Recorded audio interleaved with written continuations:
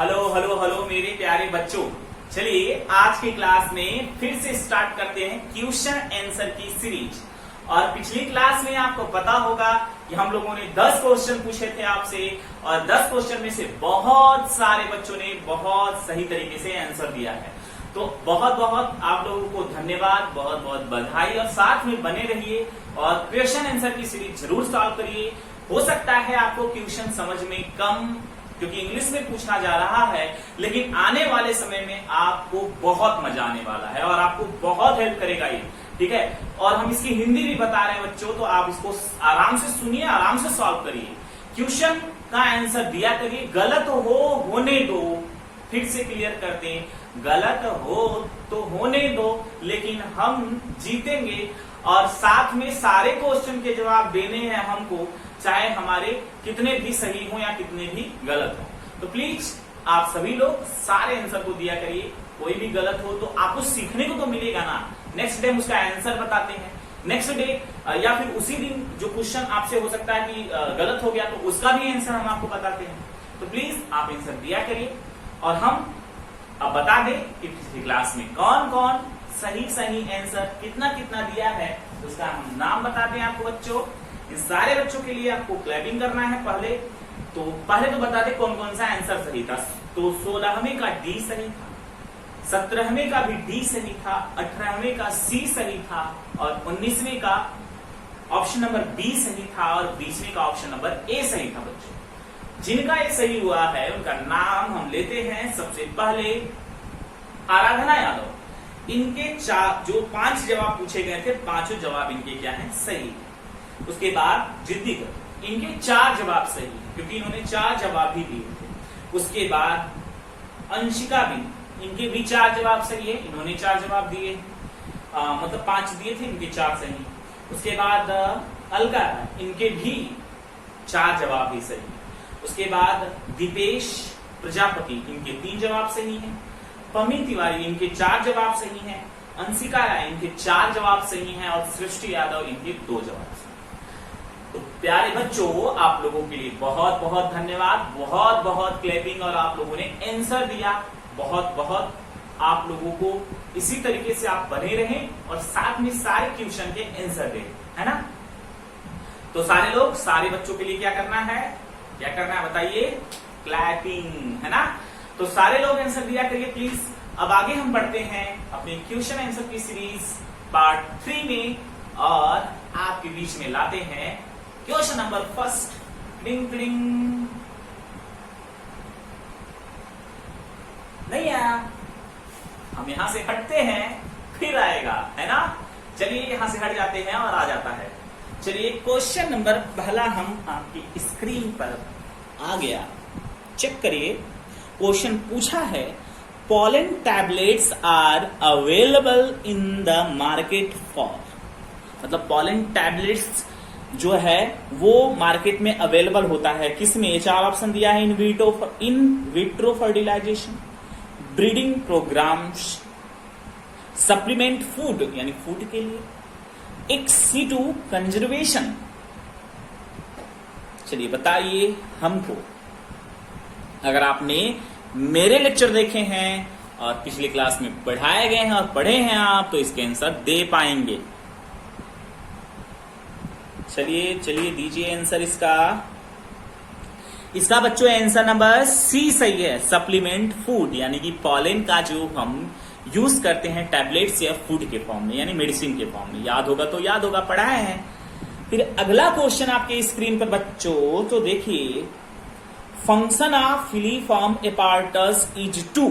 इस क्वेश्चन को हम एक बार और पूछ चुके हैं, फिर भी इसका आंसर देखते हैं कितने लोग देते हैं। पहला इसमें ऑप्शन है, recognise the suitable pollen at stigma, stimulate division of generative cell, produce nectar, और उसके बाद guide the entry of pollen tube. मतलब ये कह रहा है, आप लोगों से पूछ रहा है कि फिलीफॉर्म एपार्टस का क्या कार्य है इनमें से। इसका ऑप्शन नंबर बच्चों हम बता दें तो इसका ऑप्शन नंबर डी सही है, क्योंकि ये पॉलन ट्यूब को रास्ता दिखाने का काम करता। तो लिखा है guide the entry of pollen tube, यानी गाइड करने का काम करता है बच्चों। कहां गलती कर रहे हैं आप लोग। चलिए अगला क्वेश्चन बहुत आसान आपकी स्क्रीन पर, क्योंकि पिछली क्लास में ये पूछा जा चुका है। आप बताएंगे mega sporangium is equivalent to, यानी मेगा स्पोरेंजियम किसके इक्विवेलेंट होता है।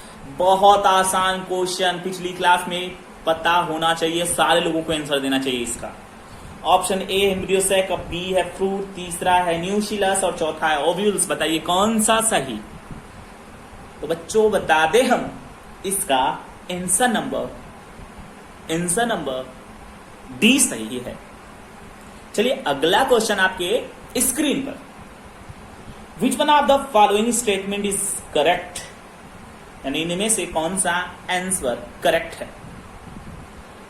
Hard outer layer of pollen is called intine, यानी कि जो कठोर आउटर लेयर होता है, आउटर परत होती है पॉलन का, उसको इंटाइन कहते हैं।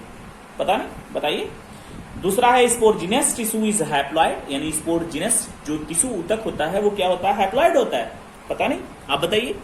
या इंडोथीशियम प्रोड्यूस द माइक्रोस्पोर्स, यानी जो इंडोथीशियम होता है वो माइक्रोस्पोर को प्रोड्यूस करता है। आई डोंट नो, बताइए आप लोग। उसके बाद tapetum nourish the developing pollen, यानी टैपिटम जो होता है वो पॉलन को, या जो पॉलन को डेवलप होने के लिए क्या देता है, नरिशमेंट देता है, भोजन देता है। बताइए सही है, कौन सा सही है। तो बता दें इसका ऑप्शन नंबर डी सही है। जो लोग आंसर दे दिए हैं वो अपने +4 कर लें, जितने सही हो उनके +4 कर लें, और जिनके गलत हो रहे -1 कर ले।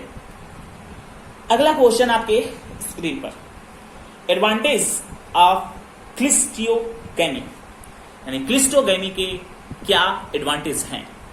Option number A higher genetic variability, B मतलब जेनेटिक वेरिएबिलिटी के बारे में कहा कि यानी विभिन्नता बहुत होती है।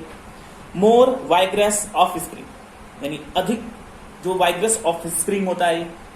उसके बाद नो डिपेंडेंस ऑन पॉलिनेटर, ये पॉलिनेटर पर डिपेंड नहीं होता। और डी ऑप्शन है विविपेरी, ये अपने जैसे बच्चे को जन्म दे सकता है। कौन सा ऐसे, मतलब आप बताएंगे इसमें कौन सा आंसर सही है।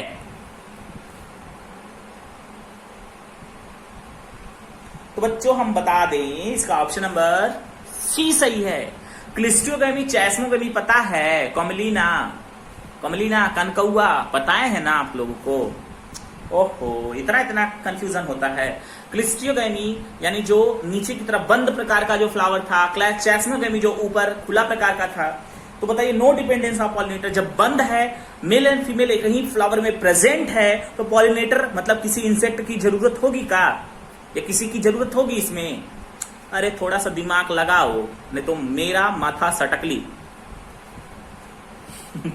जिसके सही में +4 कर ले, जैसे गलत हुए -1 कर ले। अगला क्वेश्चन आपके स्क्रीन पर। Both autogamy and geitonogamy are prevented in, मतलब ये कह रहा है इनमें से कौन, ऑटोगेमी मतलब स्वपरागण, जिटेनोगेमी यानी सजात पुष्पी परागण को रोकने का काम करता है बच्चों। तो ऑप्शन है पपाया, दूसरा कुकुम्बर, तीसरा कैस्टर, चौथा है मेज। बताइए कौन सा सही है, कौन सा सही है। इसका आंसर आप कमेंट बॉक्स में बताइएगा हमको। अगला क्वेश्चन आपके स्क्रीन पर। An organic substance that can withstand environmental extreme and cannot be degraded by any enzyme is, अगर इसका आंसर आप लोगों ने नहीं दिया ना, अगर नहीं दिया ना तो मेरी नाक कटने से बच जाएगी। क्या बोल दिए सर जी, मतलब मेरी नाक कट जाएगी अगर नहीं दिया आप लोगों ने आंसर। तो इतना आसान क्वेश्चन सोचिए, 2 बार पूछा गया है और 2017 में भी पूछा गया है। यानी ये पूछ रहा है कि ऐसा कौन सा ऑर्गेनिक सब्सटेंस है इस इन्वायरमेंटल में, इस इन्वायरमेंट मतलब हमारे पर्यावरण में, जिसको कोई भी एंजाइम डिग्रेड नहीं कर सकता है। अगर नहीं दिए तो बहुत पीटेंगे हम तुम लोगों को। इसका ऑप्शन नंबर कौन सा सही है ये भी आप कमेंट में बताएंगे। उसके बाद 28 even in absence of pollinating agent seed setting is assured in, यानी एक क्वेश्चन का जो हिंदी है ये कह रहा है कि अगर पॉलिनेटर एजेंट मतलब कीट या कोई अन्य जीव अगर अब्सेंट है तो इनमें से, यानी जो 4 ऑप्शन दिया है, इनमें से किसमें सीड बनेगा, इसमें से किसमें सीड बनेगा। मतलब अगर इंसेक्ट या कोई जीव जो पॉलन ग्रेन को ले जाता है, अगर वो अब्सेंट है तो इन चारों ऑप्शन में से किसमें सीड बन सकता है, मतलब पॉलिनेशन नहीं हो रहा है तो किसमें बन सकता है। ऑप्शन 4 है कॉमलिना, जोस्टेरा और उसके बाद साल्विया और फिग। पता नहीं, बताइएगा कमेंट में। अगला क्वेश्चन आपके स्क्रीन पर, filiform apparatus is a characteristic feature of, मतलब फिलीफॉर्म, ये भी क्वेश्चन पूछा गया है एक बार, अभी पिछली क्लास में पूछ कर है, यानी फिलीफॉर्म एपार्टस इनमें से किसका कैरेक्टर है। इसका option A B synergic, C zygote, D suspensor. तो सस्पेंसर रख दें इसको, इसका भी आंसर कहां देना है हमको, कमेंट बॉक्स में देना है। अगला क्वेश्चन आपके स्क्रीन पर, यानी ये लास्ट क्वेश्चन आज का है, wind pollination is common in, यानी कि हवा द्वारा परागण इनमें से कॉमन है किसमें होता है। ऑप्शन है इसमें लिलीज, ग्रासेस, ऑर्किड, लेग्यूम्स। तो बच्चों ये 4 ऑप्शन, इसका आंसर आपने स्क्रीन पर दीजिए, स्क्रीन पर नहीं चैट बॉक्स में, और किसके किसके कितने सही हैं वो उतना जोड़कर हमको बता दे, और किसके किसके कितने गलत हैं ये भी बता दे।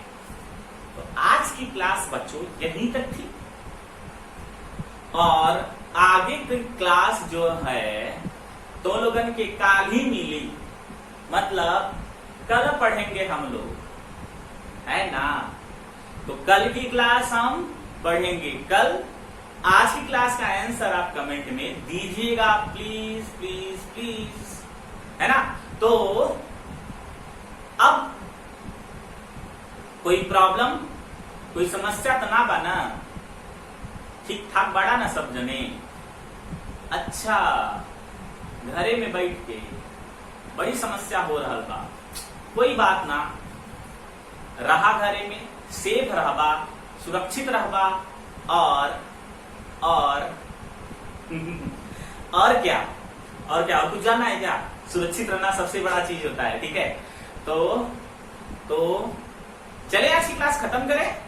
तो आज की क्लास बच्चों यहीं तक थी, और use for Bhojpuri, I am sorry but अच्छा लगता है कभी कभी। आंसर जरूर दीजिए आप लोग। आज की क्लास बंद करने का मन नहीं कर रहा है, जाएं आप कुछ पूछ लें। जाते हैं। Thank you so much, thanks for watching, all of you. मिलेंगे कल नेक्स्ट क्लास में। और अगर आप नए हैं तो वीडियो पसंद आया तो लाइक, शेयर, और लास्ट में क्या करना है बताइए, क्या करना है आपको, सब्सक्राइब।